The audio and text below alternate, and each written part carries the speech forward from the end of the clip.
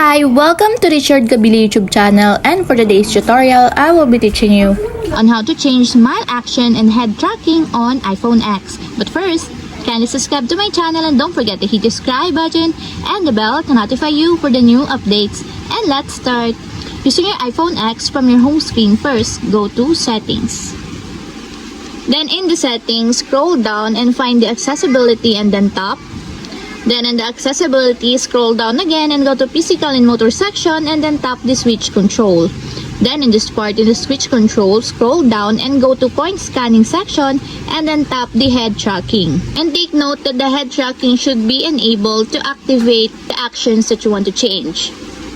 Then after that, in the Head Tracking, go to Action sections and then tap the Smile. Then in this part, in the Smile, you can now select here the actions that you want to enable. For example, you want to enable the scanner menu. Under the scanner, just tap it, just like this, until there's a check mark on the side. And also, if you want to change your actions into Notification Center under the system, just tap it also until there's a check mark on the side, just like this.